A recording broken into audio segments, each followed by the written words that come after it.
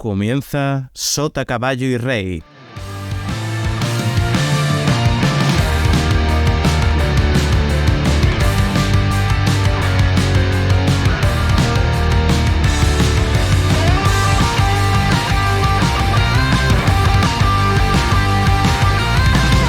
Y cuando quedan 5 horas para la medianoche, más o menos, y otro domingo más, bienvenidas y bienvenidos al programa número 19 de Sota, Caballo y Rey. Hola a todos, mi nombre es Antonio Jesús Pérez y otra semana más estamos con vosotros en las ondas. A los micrófonos junto a mí tengo a mi fiel amigo y escudero, Guille Reales. ¿Qué tal, Guille? ¿Qué pasa, Antonio? ¿Qué tal? Estamos una media hora antes hoy. Sí. Por motivos de causa mayor, ¿no? Espero que no se repita mucho, porque no es bueno hacer madrugar a la gente tampoco. Causa mayor, llamémoslo FIFA World Cup, pero bien. Bien, podéis contactarnos para preguntas, propuestas, mandarnos a tomar por saco en Twitter, @sotacaballoyreyp, o por correo electrónico en sotacaballoyreypodcast@gmail.com. Y bueno, si os gusta el programa, pero no podéis disfrutar del riguroso directo, como siempre, recordad que estamos también en YouTube y en las principales plataformas de podcast como Spotify, Google Podcast, Apple y tal. Pero bueno, vamos al lío. Venga, Antonio, que sé que te hace ilusión. Cuéntanos sobre el invitado de hoy. Bien, el invitado de hoy es profesor de educación secundaria desde 1998, profesor de formación profesional de grado medio y superior en la familia de informática, experto en mindfulness, músico y director académico del título de experto universitario en coaching educativo y mindfulness impartido por la UGR. Y como algunos ya vais intuyendo, profesor que tuve la suerte de tener en mis estudios recientes. Antonio Castellón, buenas noches, bienvenido. Buenas noches. Bueno, en nuestra ciudad esto es buenas tardes todavía, pero la verdad es que estoy contento de estar con vosotros y la verdad es que es una maravilla reencontrarme contigo, Antonio. Muy bien. Bueno, pues por tener un poco de contexto, si te puedes introducir y darnos un poco tu historia, porque yo he hecho una intro muy profesional, digamos. ¿Cómo te vendes tú de una forma más coloquial? Entiendo que estamos entre amigos realmente, sí, ¿no? Sí. Y que el sentido es disfrutar un rato entre colegas, ¿no? Pues entonces no voy a hacer un repaso de mi currículum ni nada, sino simplemente pues darme un poquito a conocer, ¿no? Yo soy una persona muy inquieta, muy creativa y al mismo tiempo muy práctica.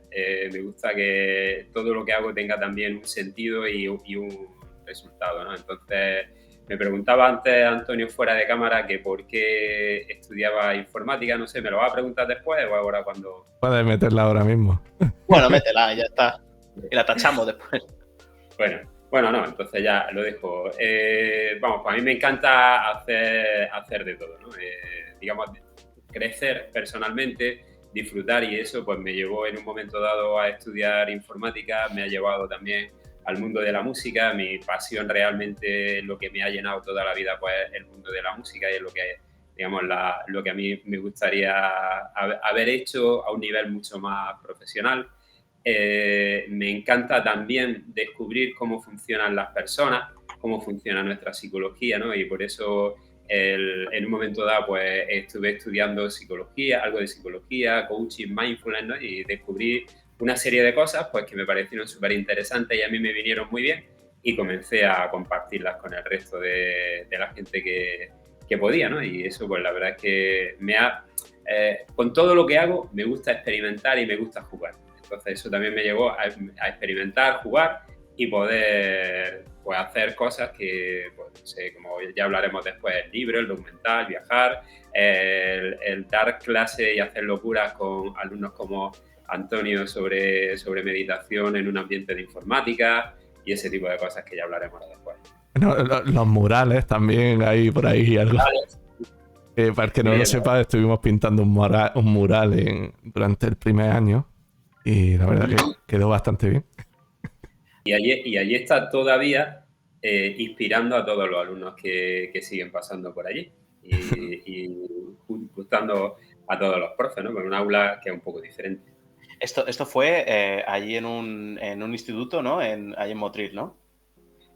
Sí, yo di clase en el Instituto Francisco Javier de Burgos de Motril, que es donde tuve la suerte de conocer a Antonio. Entonces, allí tengo varios proyectos de cómo, digamos, trabajar en las actitudes para la vida, por así decirlo, para tener una vida feliz y también, y eso implica inevitablemente en el contexto de la formación profesional, pues una vida más productiva también, una facilidad mayor para encontrar trabajo y pues todo eso te lleva pues a hacer alguna que otra locura.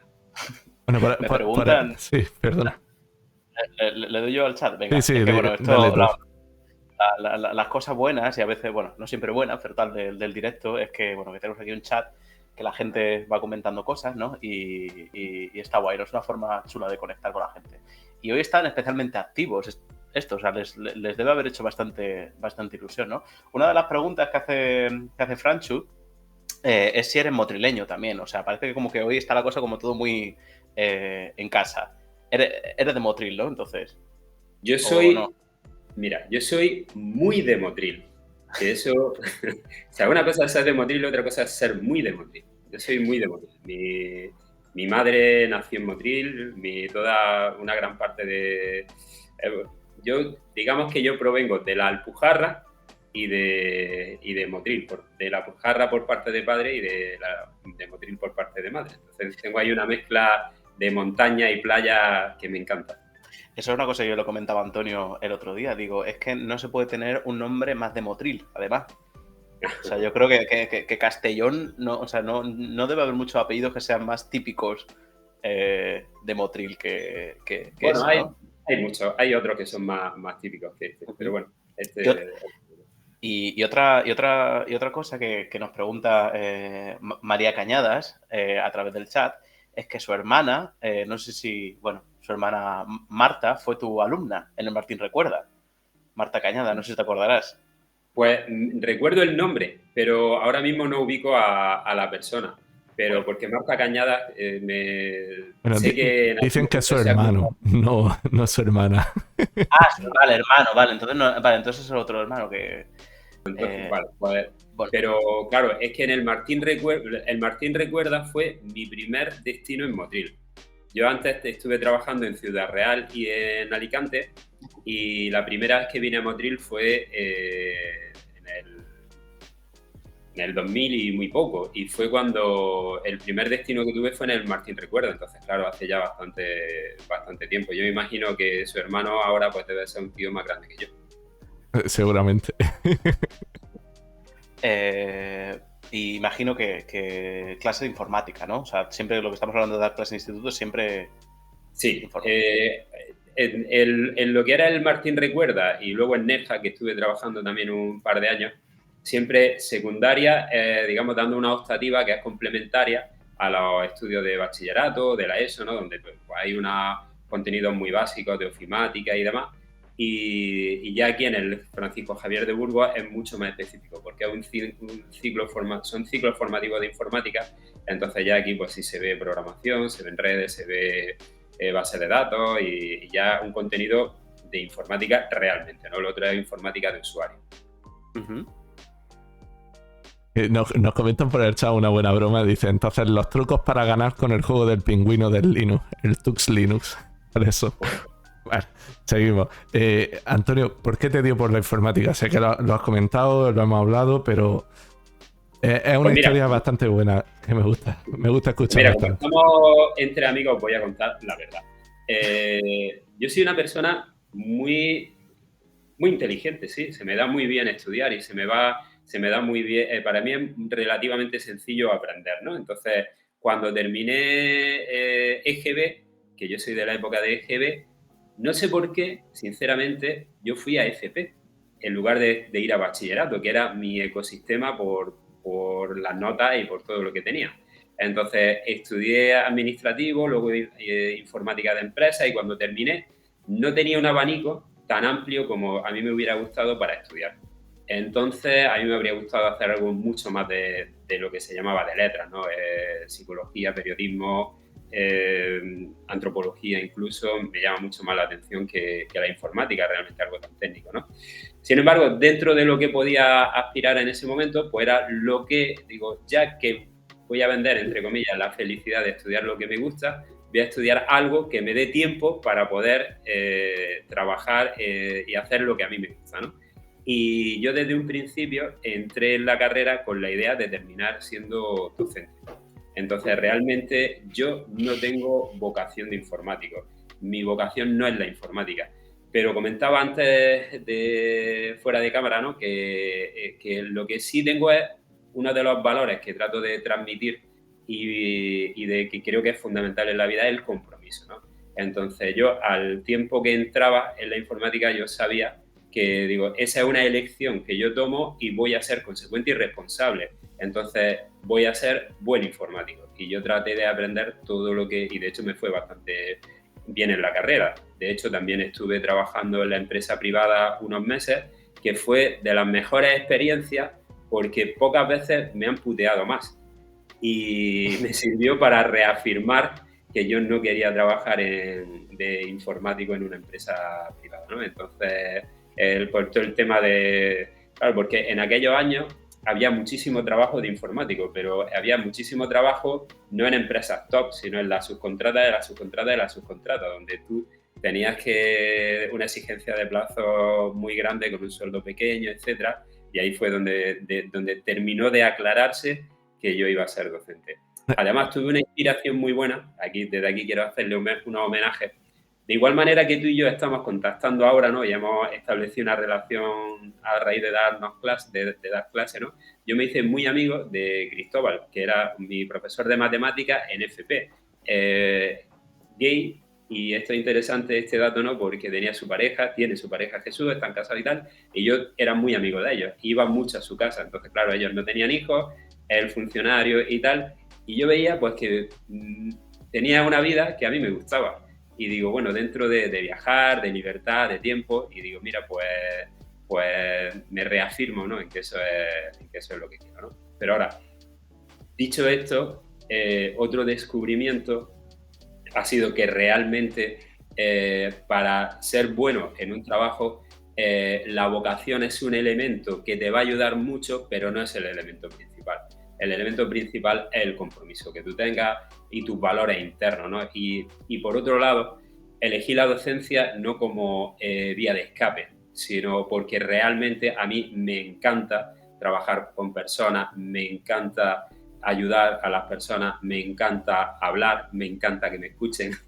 Entonces, ese era un trabajo que tenía eso.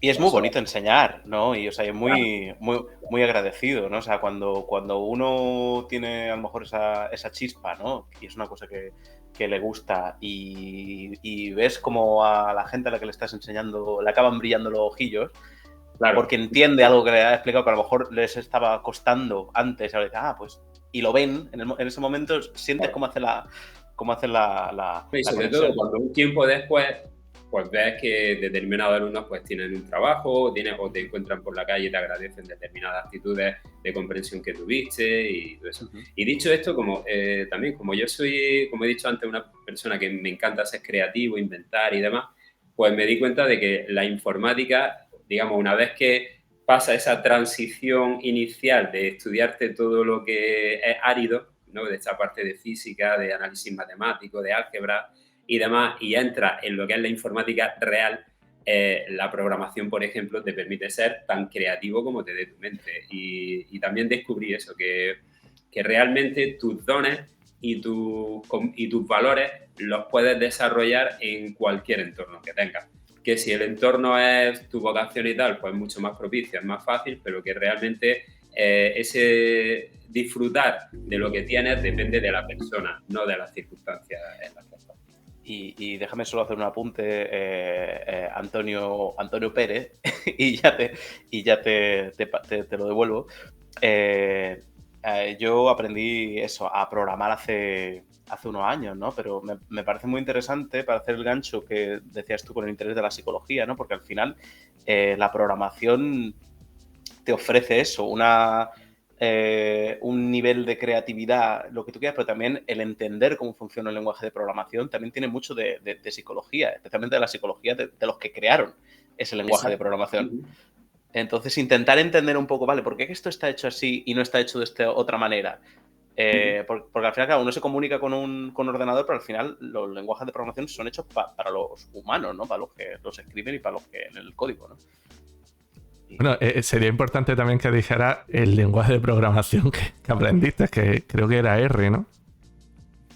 Yo sí. Yo empecé por R y básicamente me he quedado ahí porque es con el que consigo resolver mis problemas a lo largo de mi carrera principalmente, ¿no? Bueno, recuerdo, Antonio, lo que has comentado de trabajar en la empresa privada. Hubo una historia que nos contaste en clase de lo que te hizo pegar el salto, como has comentado, ya a decir, no, yo me voy a intentar ser profesor y no aguanto estar en la privada. Recuerdo una historia que contaste que fue que estuviste en una empresa que estuvieron casi todos los días haciendo una base de datos enorme para una página web. Y al final el tío pues como que se forró y os pagó una miseria y vamos, un show. Creo que fue aquella historia.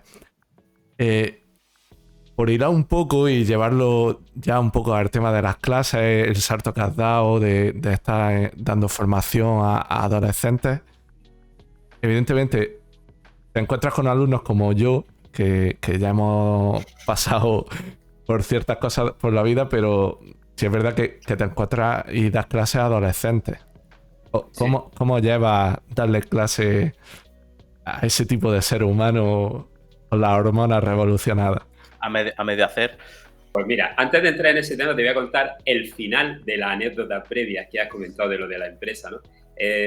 Por determinadas circunstancias que no voy a entrar porque se alargaría, pero había también vínculos con la universidad, descubrí cómo funcionaban determinadas cosas y demás.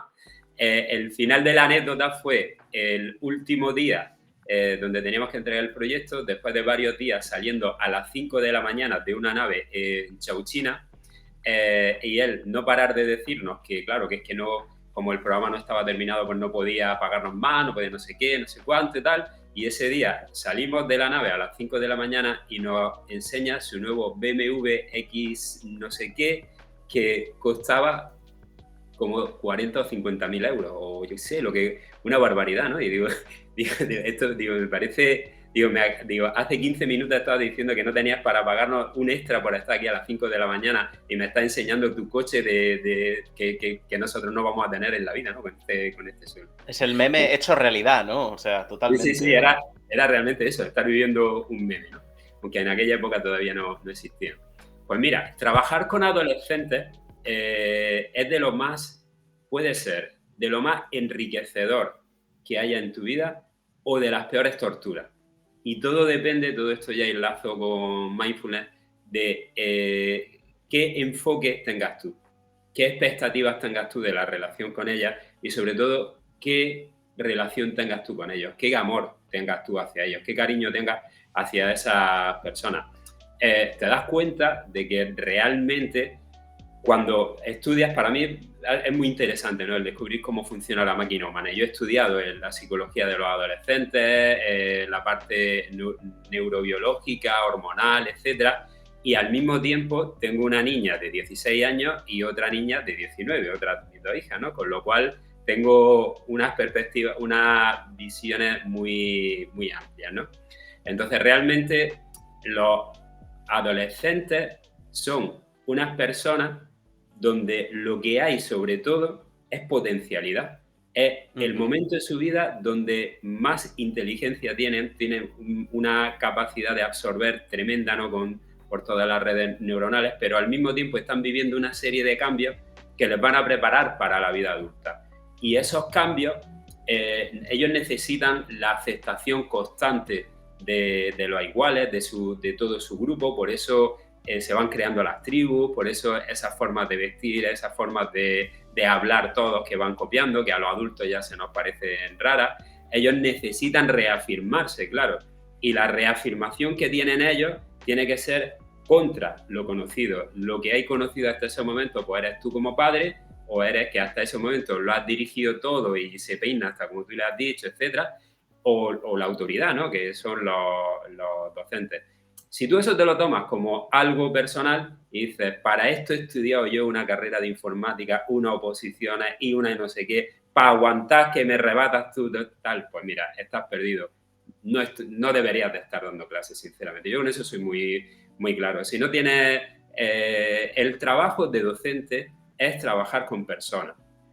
Trabajar con unas personas que están viviendo unos procesos de desarrollo biológico muy concretos. Si no conoces eso o no estás dispuesto a aceptarlo y a aprender de eso que está ocurriendo, tu lugar no está en la enseñanza. Y desgraciadamente eres una de las personas que o bien crea mala fama de todo el colectivo docente, o eres una de las personas que lamentablemente sufre su trabajo en lugar de disfrutarlo, ¿no? Entonces, yo realmente lo llevo bien, pero también tengo mis momentos de Como todo el mundo. Es que todo tiene un límite, ¿no? Sí, claro, porque también, bueno, claro, es que nos concentramos en el problema concreto del niño que me está respondiendo, que está, o de la clase, y no nos damos cuenta de que, bueno, todo es un reflejo de la sociedad que estamos viviendo, cada vez todo se acelera mucho más, los cambios sociales, entonces, claro, el salto generacional, por un lado es muy pequeño comparado con el de nuestros padres, pero en determinadas actitudes mentales muchísimo más grande. Entonces, tienes que tener en cuenta todas esas circunstancias para ser feliz dentro del aula. A ver, Guille, perdona que te pare, voy a comentar. No, para que la audiencia lo entienda un poco, como es Antonio de profesor, os voy a contar otra historieta cortita. Llegar a tener un examen y entrar al aula, notar la tensión que hay, que se corta con un cuchillo, y poner a todo el mundo durante 5 o 10 minutos a hacer una relajación, y hasta que no se relaje el último no empieza el examen. Por ejemplo. ¿Por qué? Porque lo primero, pues para él lo primero son las personas y luego el resto.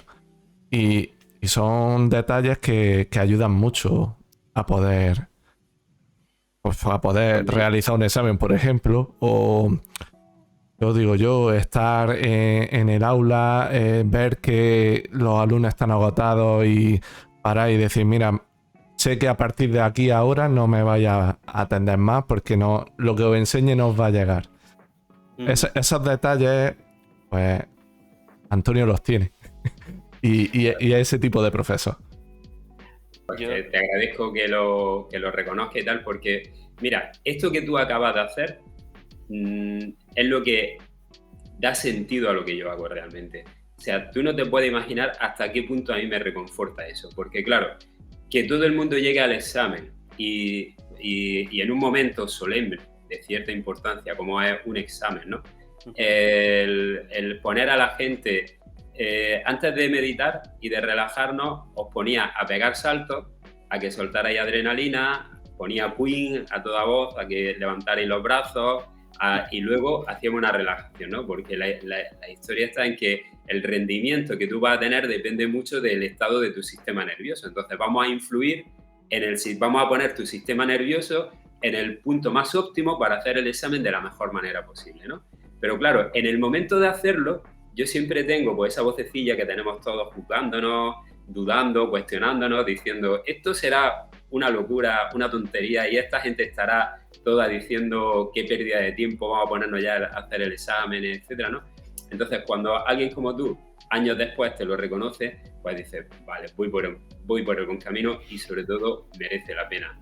Y hay una cosa, perdona, que no te deje, que has dicho que para mí realmente es un descubrimiento muy reciente, el de las personas primero y luego los resultados.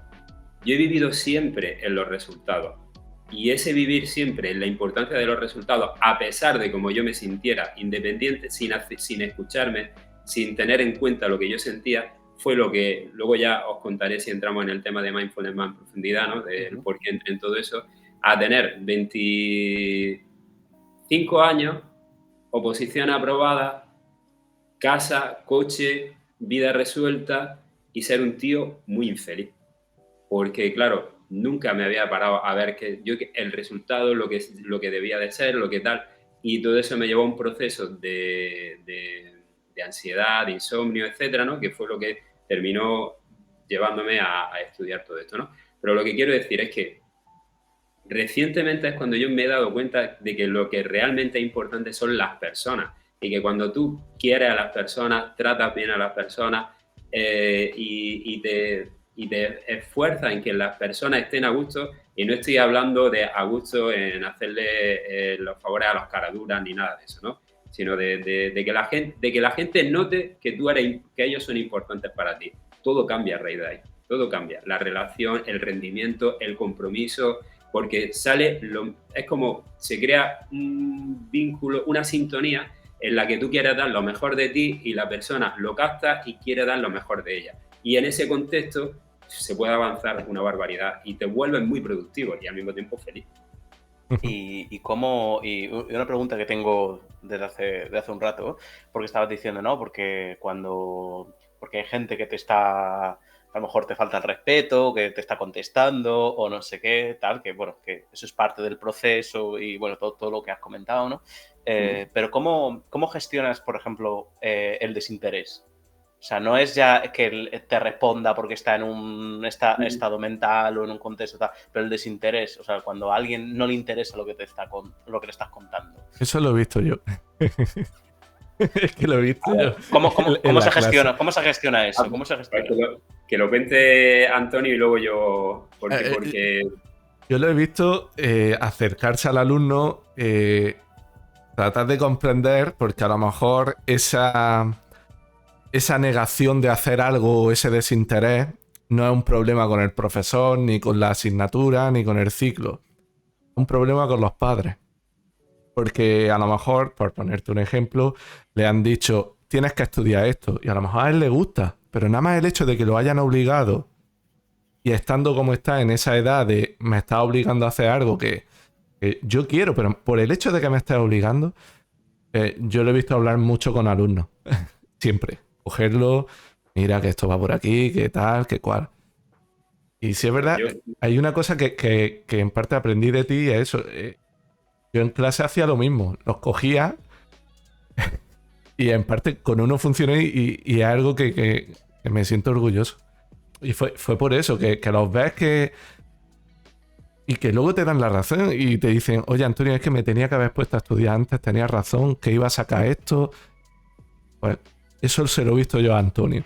Entonces... Tú eres un poco también el hermano mayor, ¿no? Ahí en la clase, ¿no? Sí, yo sí. Sí, la verdad es que tener a Antonio en la clase era una maravilla, ¿no? Porque digamos que él ya venía con una perspectiva de adulto, pero luego con una actitud de lo más cariñosa, de lo más colaboradora, y además muy sincera y muy abierta, porque allí él compartió muchas cosas personales que el hecho de que él las compartiera desde el respeto, etcétera, hizo que el resto de la clase también se abriera a lo suyo, ¿no? Y yo la verdad es que ese curso lo recuerdo con mucho cariño, las exposiciones que hicimos sobre mindfulness. También daba la casualidad de que yo daba bases de datos que eran 6 horas y luego daba FOL también, que eran otras 3 horas, ¿no? Entonces yo estaba muchas horas a la semana con vosotros y eso facilita mucho el poder trabajar. Hay una cuestión, Guille, para responder a lo que tú me has preguntado. Cuando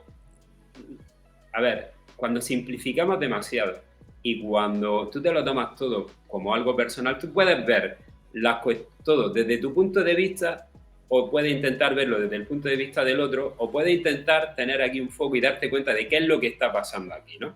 Entonces yo trato de verlo siempre desde ese punto de vista, ¿no? Desde qué es lo que está pasando aquí, independientemente de lo que esta persona está diciendo y de lo que yo estoy sintiendo, ¿no? Entonces, si tú te lo tomas como yo llevo una semana preparando esta práctica, echando tardes, patatín, patatán, investigando con este nuevo gestor de base de datos y ahora lo traigo aquí. Y estos 5, ¿se pueden decir palabrotas? Sí, por supuesto. Sí, venga, dale. Y estos 5 cabrones no me hacen ni puto caso. O sea, te lo tomas como una ofensa personal. Claro. Un poco por eso te estaba preguntando. Claro, porque... pero eso es un engaño de tu mente realmente. Eso no es lo que está ocurriendo. Esa persona tiene una vida que tú desconoces por completo y las razones por las que esa persona tiene desinterés probablemente no tienen nada contra ti, no tiene nada, tú eres uno que pasa por allí en ese momento de la vida, ¿no? Entonces, tú puedes, no hay una varita mágica, una frase que tú digas, dice esto y el tío, wow, ya se pone súper motivado, ni yo soy como el profe este del Club de los Poetas Muertos, ni nada, ojalá, ¿no? Encima de la mesa. Oh, capitán, mi capitán. No, pero vaya, pues simplemente te acercas, preguntas y luego, y yo muchas veces lo saco y desde mi experiencia de adulto, pues trato de traducirle también un poco y decir, oye, mira, o de darle perspectiva, digo, vale, tienes razones para estar agobiado, tienes razones tal, digo, pero tu situación ahora mismo es esta. Tienes 20 años, tienes 22, tienes 23, tienes 18 y lo siguiente que hay en tu vida es esto y lo siguiente es esto otro. Si tú ahora mismo este ciclo no lo terminas, te vas a encontrar con que has perdido un año, te vas a encontrar con que luego van a haber una serie, va a escribir también un fracaso en tu vida, va a tener, entonces todo eso te suele ayudar, ¿no? Y también descubrir, porque en ocasiones te lo dicen muy claro, dice, yo es que he echado la solicitud en el TAFAT, en el ciclo de actividades físicas, no me han cogido y me han mandado aquí. Digo, pues hijo mío, por favor, búscate lo que puedas para salir de aquí lo antes posible, digo, porque realmente cuanto más tiempo estés aquí, más tiempo vas a estar sufriendo, simplemente, ¿no? Eso estamos hablando de ciclos formativos, donde ya la gente tiene una madurez, va con un interés grande y al mismo tiempo donde tú te puedes permitir, entre comillas, con muchas comillas lo que voy a decir, echarlos, ¿no? Porque tu obligación aquí es estudiar y tal, no es como en la ESO, que es educación secundaria obligatoria. En ciclos formativos la gente está voluntariamente y si no aprovechas la plaza deberías irte para que la aprovechara otro, ¿no? Uh-huh. Pero en la ESO es muy distinto, porque en la ESO tienes que entender sobre todo que no hay nada contra ti. Tú eres uno que pasa por allí y ahí sobre todo es tener conocimiento de cómo se vive la adolescencia. Ellos necesitan confrontar, ellos necesitan, digamos, afirmarse, como he dicho algo antes, y es contra la persona, la figura de autoridad que eres tú. Sí, tú eres el funcionario de prisiones ahí, básicamente. Y muchos expresan esa forma de agresividad pasiva con desinterés. Me da igual lo que hagas, no voy a hacer nada de lo que tú digas. Digo, pues ya está, pues eso, ahí es donde, para mí, es donde ahí empieza el profesor. Porque cuando tú explicas muy bien en la pizarra y los niños toman apuntes muy bien y luego te sacan un día en el examen, tú no has resuelto ninguna dificultad. Tú ahí eres, bajo mi punto de vista, un explicador. Un tío que explica muy bien. Pero no eres realmente... Esto es como... tú eres un médico y llegan todos con gripe y tú a todos les mandas su antibiótico o lo que sea, ¿no? Y todos se curan. No, tú eres un recetador. El médico es cuando le han mandado eso y el tío te vuelve otra vez con fiebre. Y otra vez y no responde. Y ahí es cuando tú investigas tal y al final lo curas. Entonces, digamos, claro, esa es la cuestión. Eso, o sea, el tener mano izquierda, ¿no? Básicamente. No es solo mano izquierda. Tienes que tener cierto conocimiento de cómo es la adolescencia, de claro. qué fases están viviendo. Porque además hay una cosa muy interesante que yo he descubierto, ¿no? Cuando escribí el libro y estuve investigando sobre los adolescentes para poder poner algo con cierta solidez y no cosas que fueran experiencias mías nada más. De pronto empieza a revivir tu propia adolescencia. Porque cuando entiendes por qué ellos hacen cosas, entiendes por qué las hacías tú. Porque, claro, sí. Todos estos adolescentes que tenemos ahora son una panda de cabrones que vienen a jodernos. Pero nosotros no, nosotros éramos buenísimos. ¿Te acuerdas que en nuestro tiempo nadie protestaba, todo el mundo estudiaba, todo el mundo sacaba 10, todo el mundo iba súper bien vestido, nadie iba... Pues no. Bueno, mis compañeros de clase, si yo contara de mis compañeros de clase, ¿verdad, Antonio? Sí. Claro, ¿no? Pero tú no, pero tú eras bueno. Yo es que era el puteado. Digamos que el recuerdo que tenemos de nuestra adolescencia está como muy mediatizado. Mira, os voy a contar una anécdota de mi Venga, vale. Yo en la adolescencia, como vamos buscando los grupos, ¿no? donde tener nuestra identidad y empezar a desarrollarnos, pues vale, yo era entre punky y heavy. Entonces, en una época yo quería dejarme cresta y en otra época yo quería dejarme el pelo largo. Mi padre es de lo más estricto que te puedas imaginar. era impensable que yo hiciera eso. Y cuando lo empezaba a hacer, lo más fácil era que me cayera un cogotazo, como mínimo, ¿no? Entonces, eso yo no lo hacía. Y yo tenía la idea, digo, yo esto no lo haré con mi hija. Mi hijo podrán tener, expresarse y tal, y podrán llevar camisetas de Iron Maiden, y yo incluso se las compraré y las llevaré a conciertos y tal y cual, ¿no?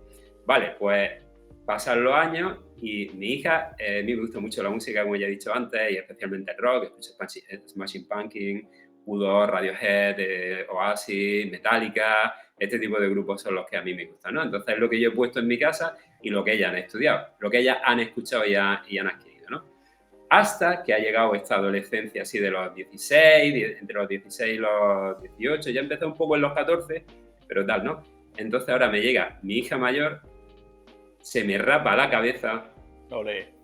se hace un tatuaje de una lagartija así de grande, que a mí no es una imagen que especialmente me resulta agradable, y deja de escuchar Radiohead, Guns N' Roses, Led Zeppelin y tal, para escuchar lo más chabacano,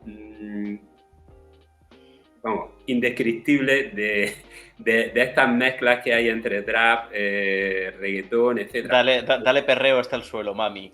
Sí. Y yo, pero vamos, tú eres defensora de la mujer, no sé qué, ¿cómo puede? No, pero es que esto es solo para el momento de salir, no sé qué, no sé cuánto, siempre hay una cosa, ¿no? ¿Qué ocurre? Pues ocurre lo mismo. En mi época, lo que identificaba a la juventud o a la adolescencia, pues era la música metal, la música rocker, y el rockabilly, punky y heavy, era lo que es un poco que se salía así y tenía su estética. Y ahora hay otra cosa, y entonces los adolescentes tienen, claro, y el choque generacional, pues está ahí también, porque yo esperaba que mi hija se dejara, bueno, si hubiese tenido varones, que se dejaran el pelo largo, que fueran a conciertos de Metallica, que se pusieran camisetas de Metallica, que era lo que a mí me gustaba. Pero ahora llegan ellas, no con su identidad, y ahora y es siempre la misma película. Si tú eso no eres capaz de verlo, pues estás en un círculo de sufrimiento, simplemente. Ahora que no, pues dices, pues mira, yo en aquel momento habría hecho unas cosas, pero en aquel momento luego ya maduré y eso era de esa fase nada más. Como lo sé, pues no le doy ninguna importancia. Mientras no haga nada que sea irreversible y el pelo vuelva a crecer, pues que se rape la cabeza. Luego vamos a hablar un poquito más de música, que tenemos reservado un bloque para después, entonces ahí volvemos sobre este asunto, ¿no? Pero, Antonio, tú querías pasar al tema del mindfulness, ¿no? Sí, vamos a pasar... Me han comentado por pinganillo, ¿no? Vamos a pasar al tema del mindfulness y para que nuestra audiencia conozca un poco lo que es, vamos a empezar por la pregunta más simple y más complicada. ¿Qué es el mindfulness, Antonio? Y tú me lo preguntas. Y yo te lo pregunto. Y tú me lo preguntas. Realmente, digamos que definirlo hay muchísimas definiciones académicas, ¿no? Pero para mí, básicamente, es una serie de herramientas que si las integras en tu vida, te van a permitir darte cuenta, y esta es la frase clave, fundamental, darte cuenta de qué juegos mentales está haciendo tu mente constantemente y que te está llevando en muchas ocasiones a la infelicidad. Y cuando lo practicas, como efecto secundario, es muy habitual que te relajes, que estés mucho más tranquilo, pero eso es un efecto secundario de la práctica. La práctica realmente donde te va a llegar es a descubrirte a ti mismo, a ti misma, a darte cuenta de cómo tú te fastidias la vida a ti mismo y a ti mismo. Entonces, en cuanto eso lo descubres, empiezas a tener poder, porque ya no eres tan esclavo de los estímulos internos, de los recuerdos de tu biografía, de lo que te ha pasado, de tus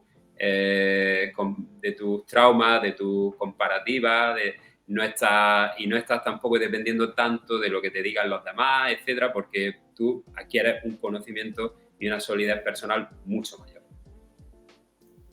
Pero vamos, que te puedo dar definiciones. Sí, lo sé. Pues, gracias por hacerlo corto. Y pregunta tú, porfa. No, yo tengo mucha curiosidad porque yo reconozco que mi conocimiento sobre mindfulness es somero, por decir alguna cosa. Y eso es lo típico que hemos visto siempre pues que si en Twitter, que si tal, ¿no? Es una cosa que parece como que ha crecido mucho en los últimos años, ¿no? Y yo quería preguntarte por qué crees que ha crecido tanto y, digamos, en qué se diferencia el mindfulness de otro tipo de prácticas, de, yo sé, la meditación así de forma más genérica, de cosas como, de prácticas como el yoga o el reiki, o en fin, hay un montón de cosas, tú lo sabrás mejor que yo, ¿no? Y eso, o sea, ¿por qué crees que ha crecido tanto y en qué se diferencia, digamos? Vale. Tú me has preguntado eso, pero yo te voy a responder lo que a mí me dé la gana. Estupendo, y luego te preguntaré otra vez. Y me lo vuelves a preguntar, ¿vale? ¿vale? Estamos aquí hasta... Claro, mira, nos ocurre una cosa a las personas, ¿no? Y es que nuestra mente, del mismo modo que nuestro corazón late y no podemos pararlo, y si lo paras, mal rollo, ¿no? Pues nuestra mente está constantemente generando pensamientos y no puede parar de generar pensamientos. Y si se para, pues mal rollo también, ¿no? Entonces, la cuestión está en descubrir qué pensamientos son los que tenemos, qué velocidad tenemos en nuestra mente, qué contenido es el que tenemos en nuestra mente constantemente, ¿no? Y qué sensaciones físicas estamos teniendo y tal. Y ahí es donde cada uno tiene su maraña, tiene sus películas y tiene las historias que se ha ido montando a lo largo de la vida.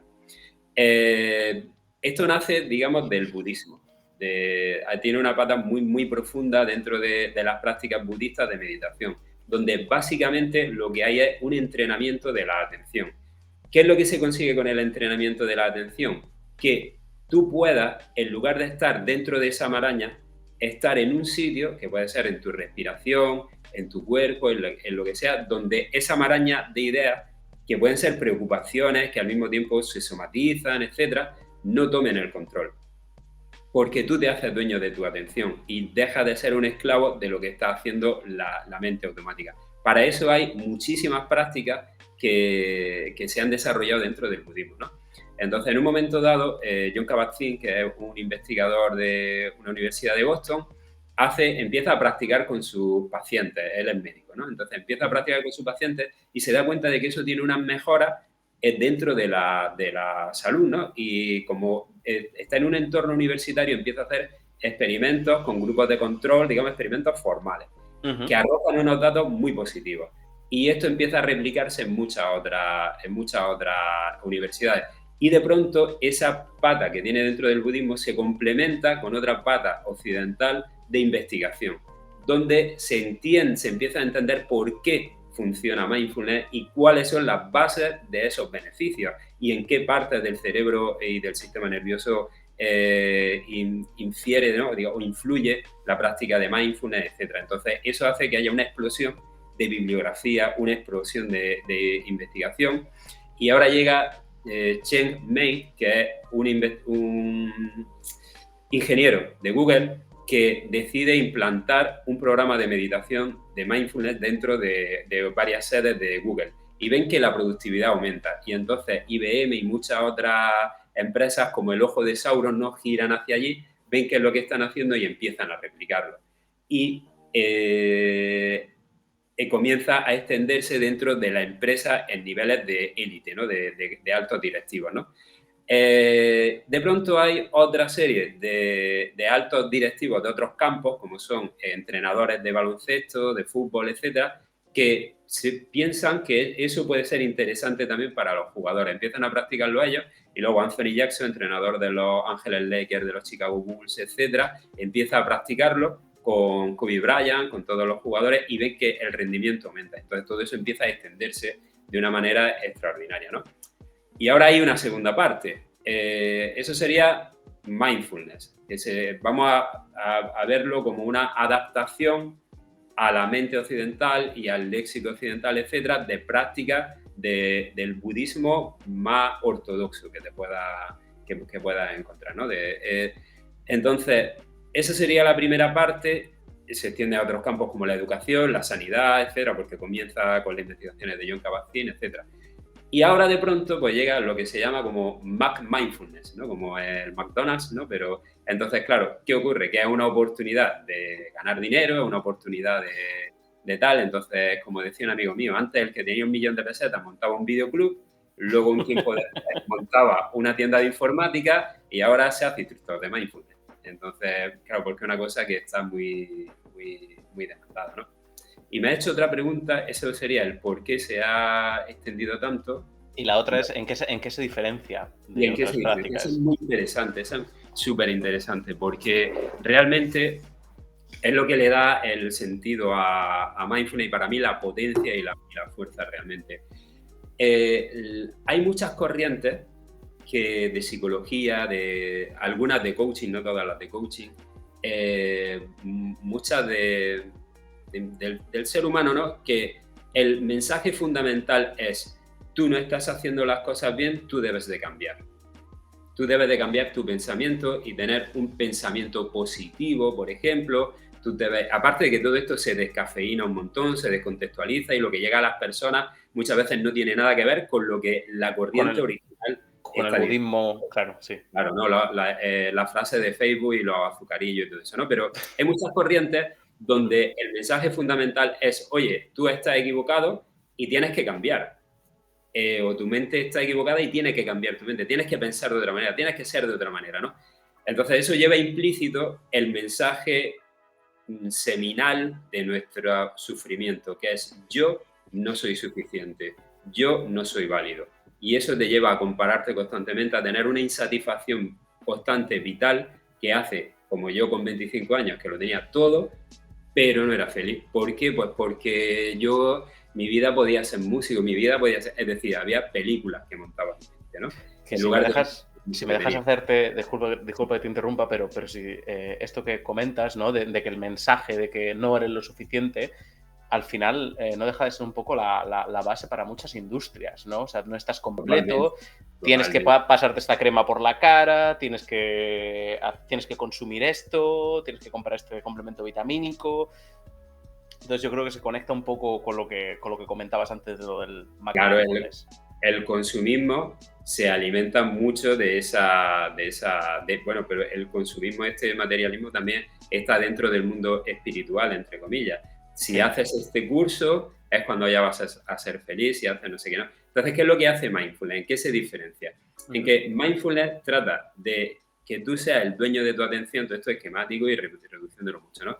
Tú seas el dueño de tu atención, que te hagas consciente de qué voz interior tienes y que pongas como una cámara aquí, donde tú seas capaz de ver lo que está ocurriendo fuera y lo que está ocurriendo en ti también, ¿no? Y no se trata de cambiarlo, sino de entender que tú estás viviendo una serie de procesos, que tú tienes una biografía tal que te están llevando a ese punto en este momento, ¿no? Y aceptar que en ese momento tú tienes tristeza, no luchar contra la tristeza. Aceptar que tú tienes ira y no luchar contra la ira, porque en cuanto entramos en esa lucha, pues entonces digamos que es como un engaño más sofisticado, que el dejarte llevar. Una cosa es dejarte llevar por la ira, otra cosa es estar en contra de ti mismo porque te has enfadado. Eso es más sofisticado, pero sigue siendo un engaño. En mindfulness es simplemente darte cuenta que todo esto, claro, es muy simple lo que estoy contando, ¿no? Pero ya en sí crea un cambio, porque hay una parte de ti, de tus recursos mentales, de tu biología, que está en ese problema, en esa ira, y hay otra parte que está en verlo. Entonces ya no estás alimentando, no estás echando troncos a la hoguera constantemente, ¿no? Pero todo esto, para que funcione, debes de practicarlo día a día, al menos durante un tiempo, no todos los días de tu vida, pero por lo menos un tiempo donde tú integres determinadas destrezas, ¿no? Porque la cuestión no está en, wow, me empiezo a separar ahora, mi marido o mi mujer se va a quedar con todo, al mismo tiempo me han echado del trabajo y me están saliendo los bultos estos que hacía tiempo que no me salen, ¿no? Y tu vida es un puñetero desastre, estás súper agobiante. Entonces, voy a aprender a meditar a ver si puedo ser feliz y estar tranquilo con esto. Pues digo, hijo mío, lo tienes complicado, porque eso es como aprender a nadar cuando se vuelca la barca y ya está en medio de la ola. Ese no es el momento de aprender a nadar.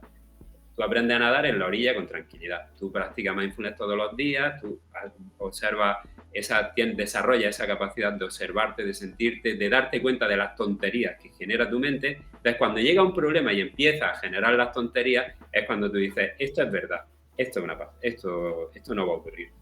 Mi hija no va a ser una delincuente porque se rape la la cabeza con 19 años. Esto es una tontería.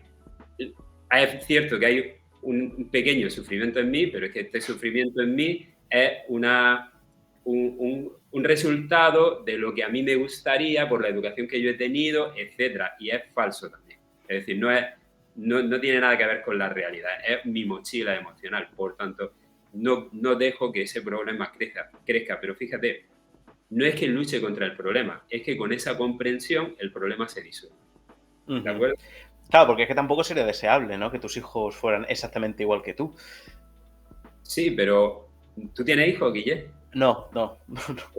Es que hay un montón de frases, hay un montón de frases súper fáciles de escuchar, de retener, de soltar y tal, pero claro, luego cuando tienes los hijos, el factor emocional, el vínculo emocional es tan fuerte, Claro. y lo que te importa es tan fuerte y tal, que claro, hay cosas que luego ya no las tienes tan claras. Hay una conexión que sufre por ellos muchas veces, entonces es así. Cuando llega, ya lo sabrá Guille cuando llegue el momento. Les pasa algo y sufres cuando pues, le ha pasado algo, se han caído, por poner un ejemplo, por la edad que me está tocando a mí ahora, que es con 2 añitos. Sí, además que tienes un tesoro tú ahí. Además, cuando eres padre hay una emoción a la que te abonas constantemente, que es el miedo. Sí. Entonces, precisamente mindfulness, por ejemplo, pues te hace consciente de hasta qué punto tú estás teniendo una preocupación real, es decir, yo entiendo mi forma de entender la paternidad, ¿no? Yo tengo una responsabilidad con mis hijos de crear un entorno donde ellos se puedan desarrollar, etcétera, ¿no? Pero luego hay otra parte de escenarios catastróficos que crea mi mente, pues derivada del miedo por ese vínculo emocional que hay. Pues yo trato de crear el entorno adecuado y eso puede incluir el no vas a ir al cortijo no sé qué para volver al otro día, puede incluirlo, ¿no? Pero que nazca de un razonamiento real y no de el miedo, ¿no? De que para que no te pase nada te meto en una urna de cristal. No, al final eso no es la solución. Vale, y por tanto no te desarrollas y al final he creado otro problema porque te encuentras a gente con 30 años que no ha tenido experiencias que debería de haber tenido entre los 15 y los 20 y luego los quiere tener con 30 o 40 y destroza el matrimonio y el trabajo. Antonio, ¿por qué crees que hay escepticismo en torno a la autoayuda y a prácticas derivadas de filosofías orientales, como hemos comentado? Ahí has mezclado dos cosillas. El escepticismo hacia la autoayuda, pues es obvio, porque se descafeína todo, es decir, no se toma en serio realmente, ¿no? Es decir, pues está muy bien visto que una persona que entrena para un Ironman y tal vaya al fisio, está muy bien visto que tú, sin tener ningún problema, te preocupes de qué es lo que comes y de cómo afecta a tu cuerpo. Pero la gente ve como una tontería que sin tener aparentemente ningún problema tú te preocupes de cómo funcionan tus emociones y de cómo funciona tu cerebro, por ejemplo, ¿no? Y cuando se recibe un mensaje en ese sentido es el de un azucarillo en el café o frases de Mr. Wonderful, ¿no? Eso suele ser lo habitual. Eso por un lado. Y luego por otro lado hay una serie de técnicas, una serie de corrientes que bajo mi punto de vista pueden ser hasta perjudiciales el practicarlas, que están desarrolladas por personas que no tienen una formación adecuada. Con lo cual, gente que en un momento dado ya sí tiene un problema y quiere tomárselo en serio, trabaja con este tipo de personas y el resultado es cero, con lo cual dice, esto es una mierda, no sirve. Entonces, pues, como esto es una porquería, pues todo lo de ese paquete es igual de porquería. Pues por hacer ¿cómo se puede decir? Una promo de todo tu trabajo, me gustaría que nos hablaras de tu libro, como Paco Umbral. Que lo vienes, veo que lo tienes por ahí atrás, tu libro.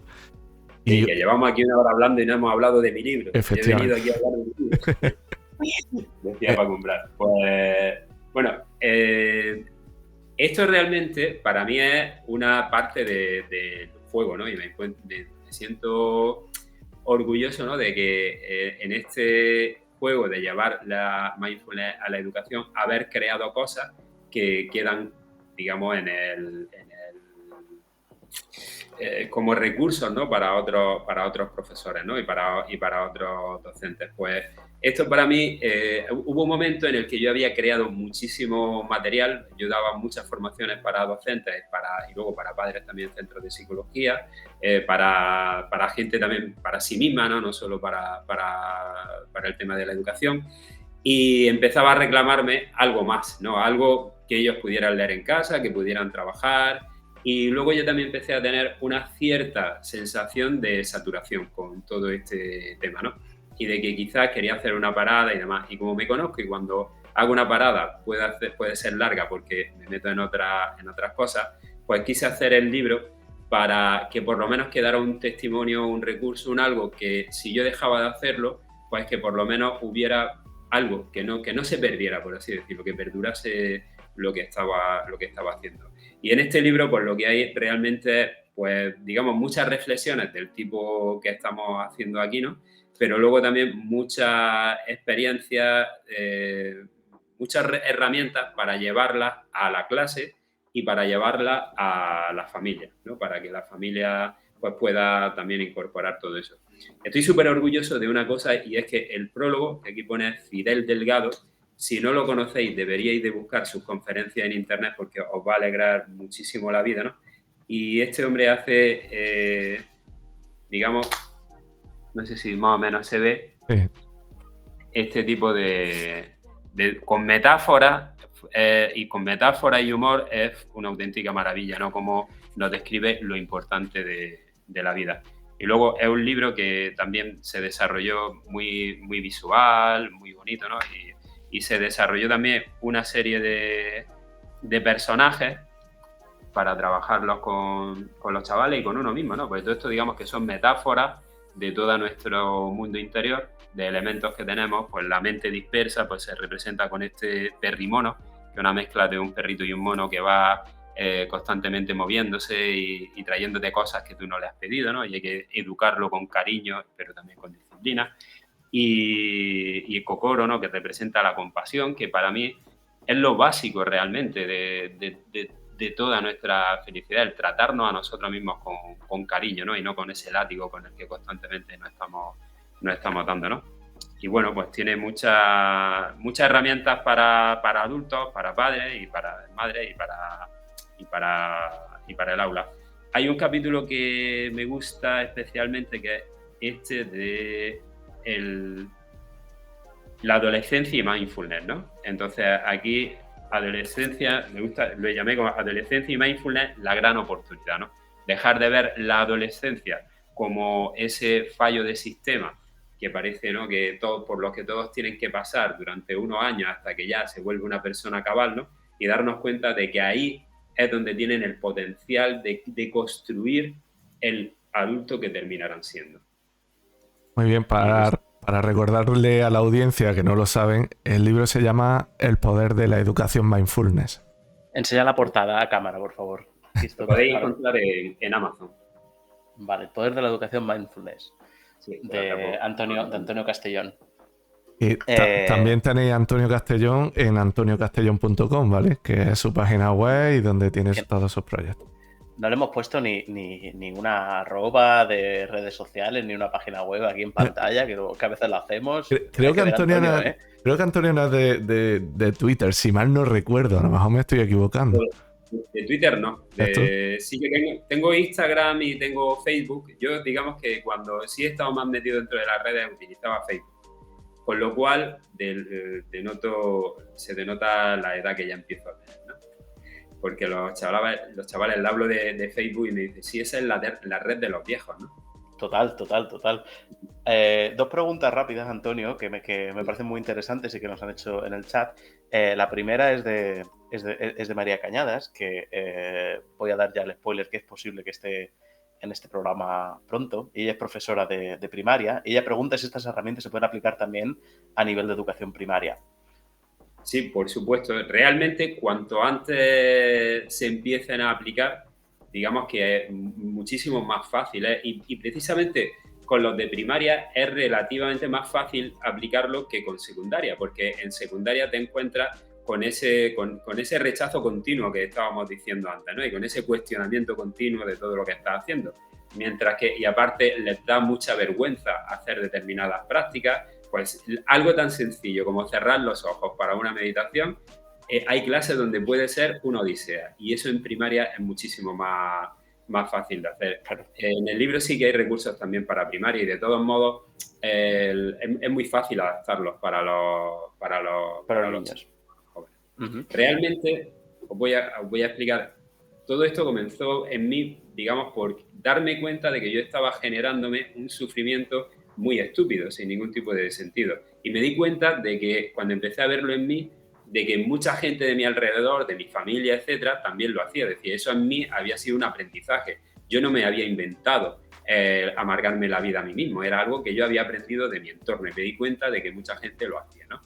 Entonces, la razón por la que yo llevo esto a la educación es por decir, me encantaría que a mí alguien en algún momento me hubiera enseñado que la mitad de las cosas que pienso son basura y que no me las tengo que creer.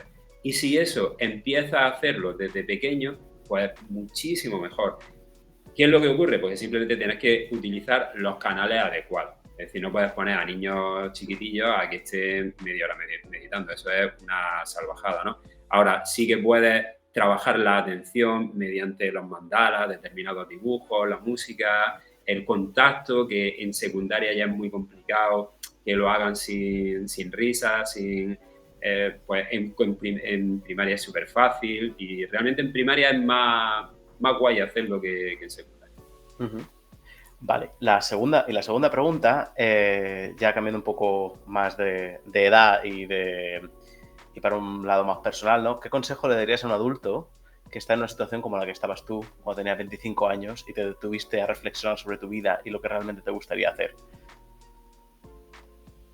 Es que, bueno, tendría que saber un poquito más de lo que como que me faltan datos en esa pregunta, pero alguien que estuviera realmente perdido, es que, a ver, te puedo dar un montón de consejos. Lo que pasa es que cuando estás en esa situación emocional, es como cuando te ha dejado tu pareja y todo te parece una tontería. Todo es negro, ¿no? Entonces, lo que te digan, da igual, ¿no? Te resbala un poco, sí.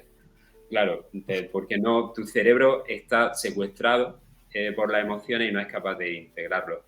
Le daría el consejo de que llevara la atención a todo lo que tiene de positivo en la vida, porque muy habitualmente nos estamos centrando simplemente en lo negativo y en crear escenarios catastrofistas, ¿no? De todo lo malo que puede ocurrir, y darte cuenta de todo lo bueno que hay en tu vida y darte cuenta de lo valioso que tú eres. Eso es lo fundamental, lo valiosa que tú eres.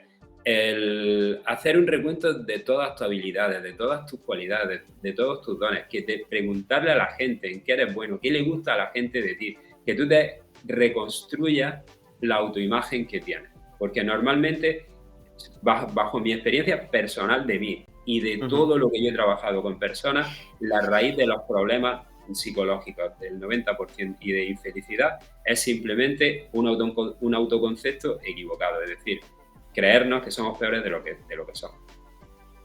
Y muchas veces las carencias materiales, ¿no? Porque eso pesa bastante, ¿no? Si tú estás a lo mejor en un trabajo que eso, pues que no te gusta, que a lo mejor no has escogido, simplemente ha sido lo que había y no te da como para conseguir salir de la situación. Claro. Mira, nosotros vivimos en el 15% del mundo más rico. De todo el planeta hay cosas más ricas, partes más ricas, partes más pobres. Nosotros vivimos en el 15% más rico, es decir, que nosotros somos ricos si nos comparamos con el resto de los habitantes del planeta. Y dentro de eso, ninguno de los tres que estamos aquí, me imagino, de los que nos están escuchando, son de los pobres de nuestras ciudades. Es decir, que dentro de ese 15% no estamos en la parte de abajo. Lo que pasa es que no somos capaces de verlo, siempre estamos comparándonos con lo de arriba. Entonces, claro, siempre por arriba siempre hay algo, ¿no?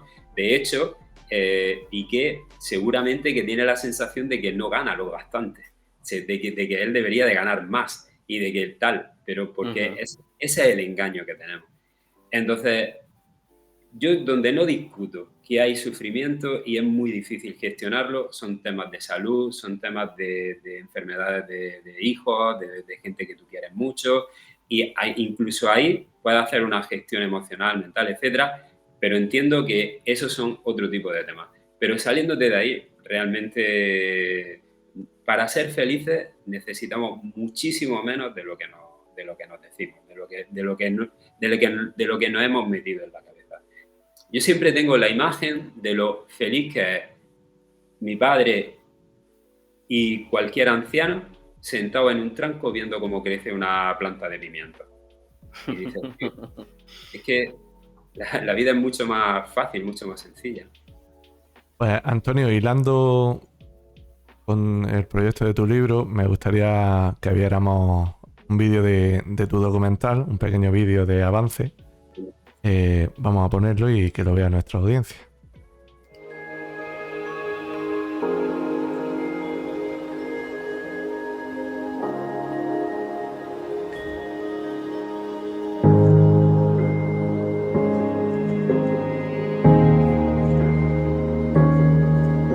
Y todos vamos a decir internamente: me quiero, me alegro de ser quien soy.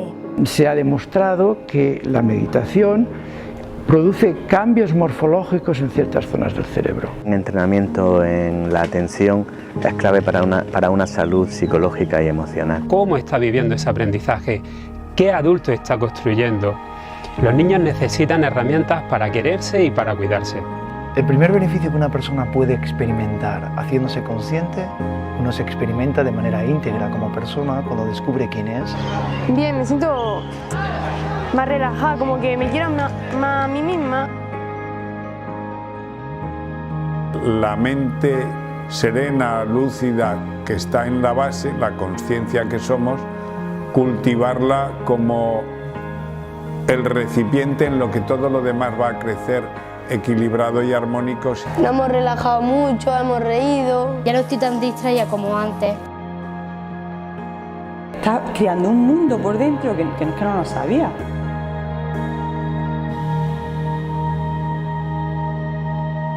Solo dos palabras: sentarse y sentirse.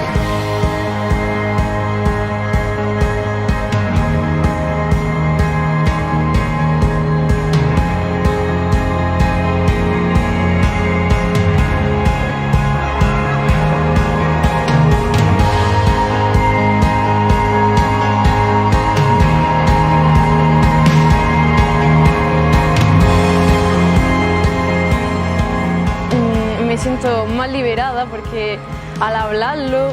Que esto es un modo de ser felices enseñando a ser felices.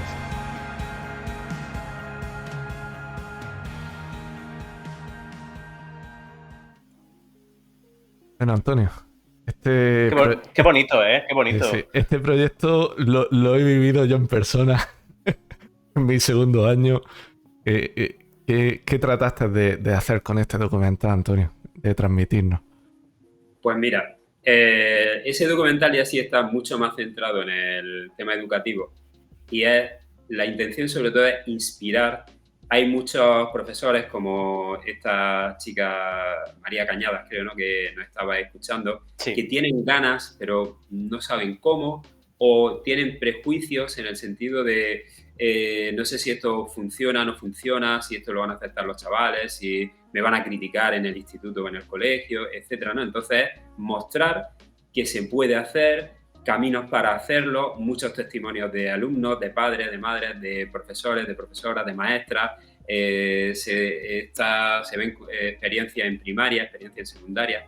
Y lo que tiene de muy especial con respecto a otros documentos de este tipo, ¿no?, es que no son expertos hablando de cómo se hace, sino que son maestras y maestros y profesores dentro del aula haciéndolo y viendo el resultado. Y al mismo tiempo, expertos subrayando el por qué funciona de determinada manera.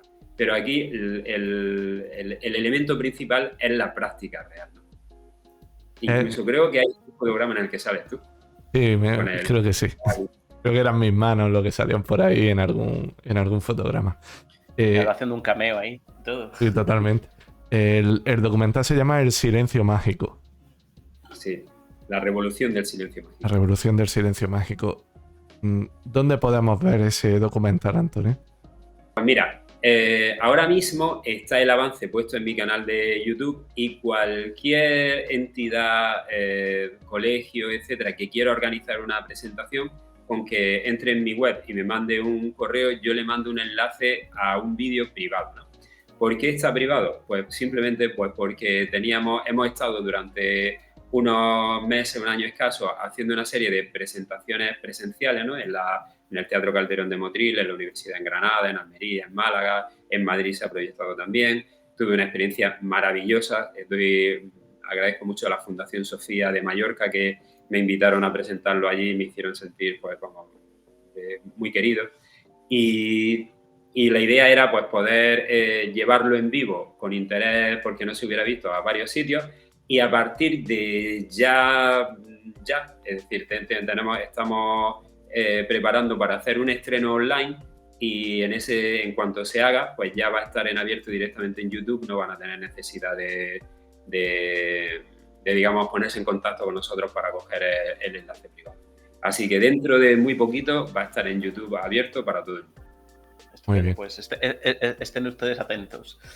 Yo tengo ganas de verlo, tengo que admitirlo, porque vi a Antonio en muchas clases, pues eso, nos mandaba tareas y lo veías con el MacBook trabajando a tope, con el editor, que si sacaba la cámara, tomaba algunas fotos, algún vídeo, nos pedía de vez en cuando, oye, poneros de tal forma a ver si esto queda bien y tal, y lo veías moviendo.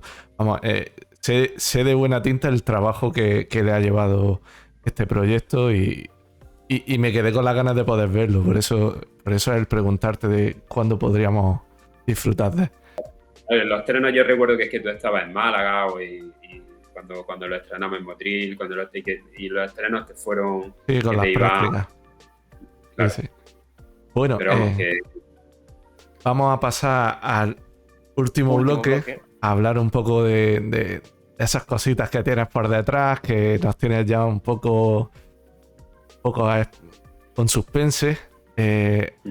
Esas guitarras, esos instrumentos musicales, ¿para qué son, Antonio? ¿Qué haces en tu tiempo libre? ¿Qué dedica el tiempo libre? Pues mira, mi pasión desde siempre ha sido la música y eso sí ha sido una vocación en mí. Es decir, es algo que yo no he elegido, es algo que yo no sé por qué, a mí me fascina.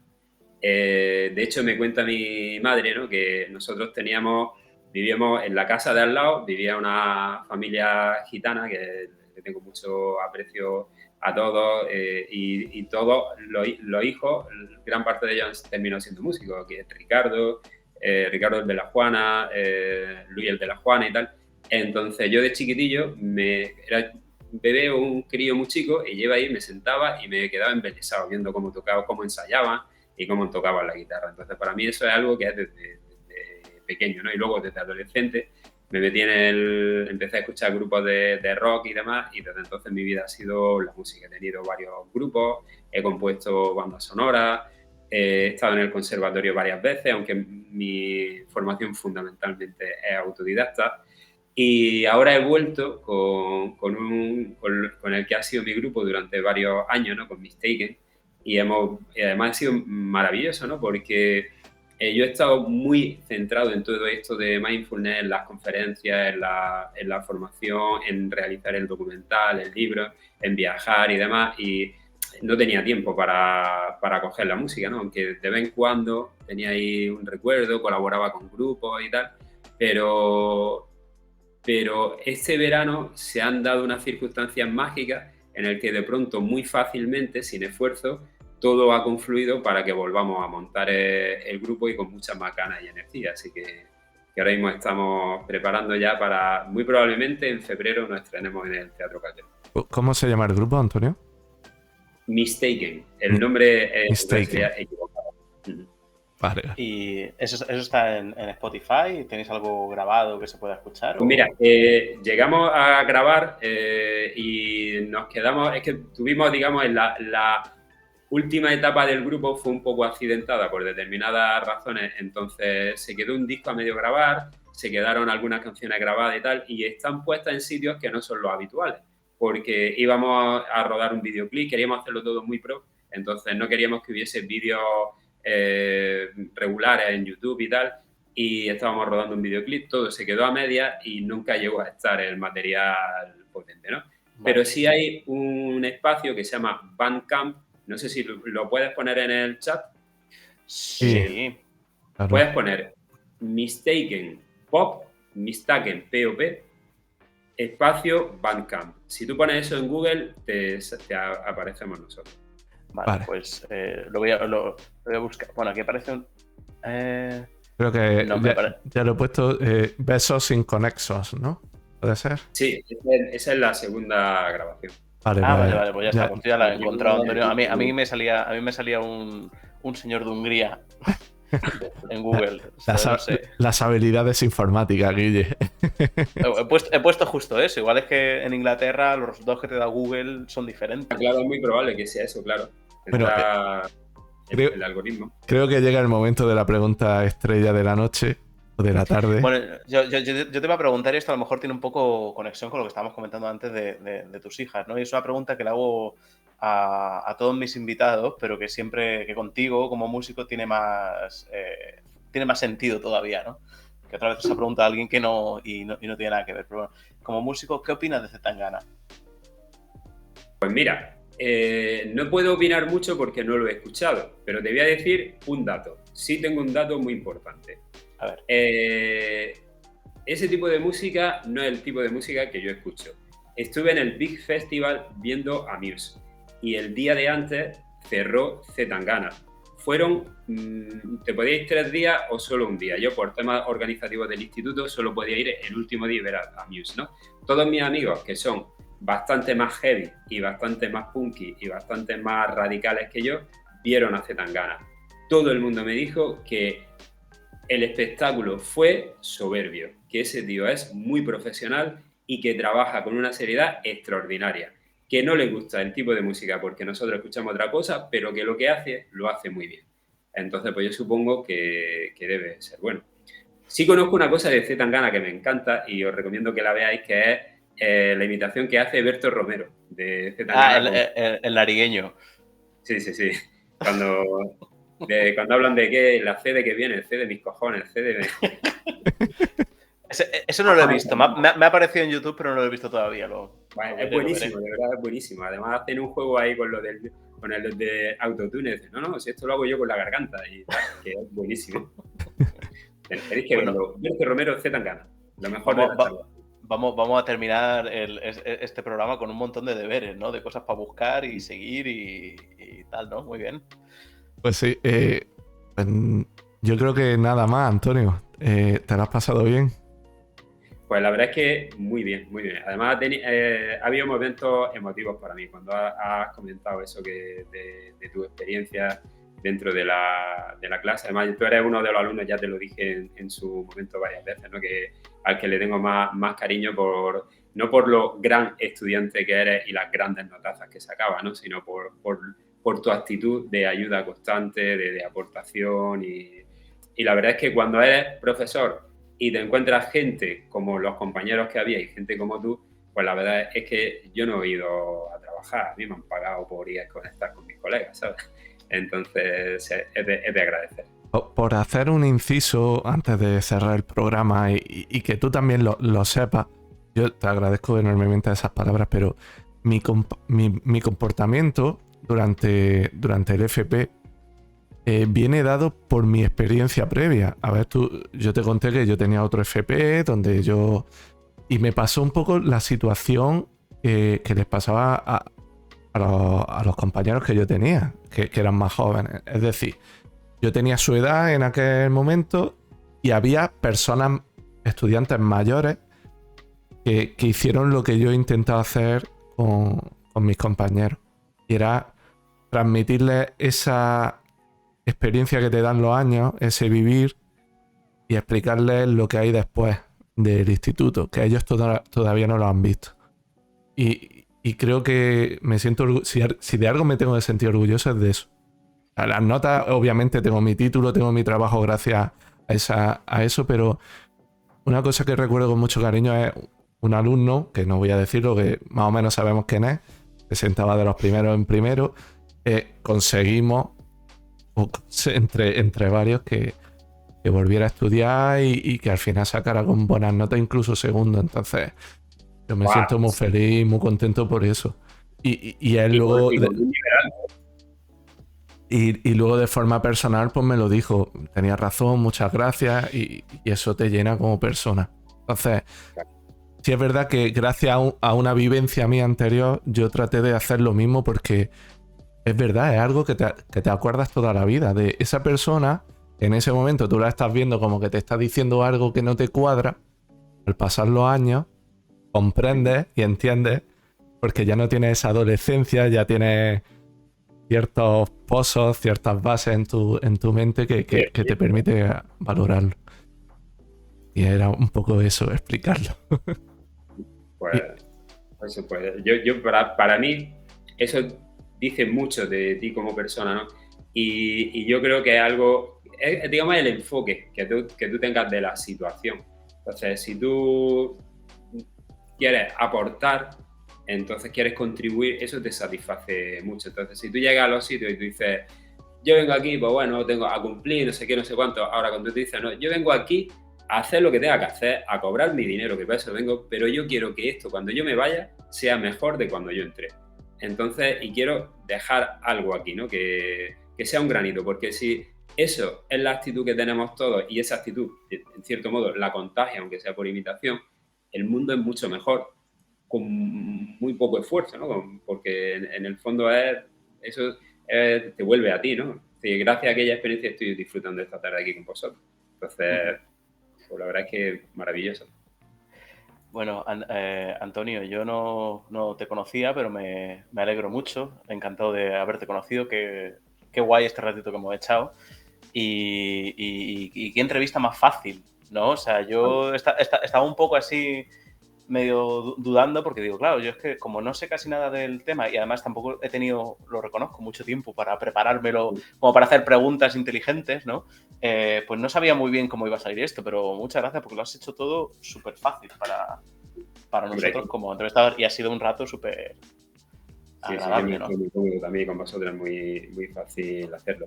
Además, es lo que os decía antes de la cámara, ¿no? Que me resulta mágico que Antonio vive relativamente cerca de mí. No voy a dar muchas pistas, no vaya a ser que los hackers. pero tú estás bastante lejos, ¿no? Y el hecho de que estemos aquí todos como si estuviésemos realmente echando una cerveza junto con la gente que nos está viendo, ¿no? Que pues, me parece una de las maravillas, ¿no? De la tecnología, una de las flipadas de nuestra época, de poder estar viviendo esto, ¿no? Totalmente. Imaginaros que hubiéramos nacido en el 1910 en un cortijo aquí de los tablones. Pues, a lo mejor por otras circunstancias estaríamos igualmente teniendo esta conversación, pero... Ya, no, o lo mismo éramos más felices, nos complicábamos menos la vida, ¿no? Pero seguro que esto no lo estábamos viviendo. Pues Antonio, muchísimas gracias por haber venido, de verdad. Venga, pues nada, estoy a vuestra disposición cuando queráis. Yo os pasaré cuando esté el enlace del documental, por si lo queréis compartir. Sí, cuando tú quieras, no hay problema, eso al momento.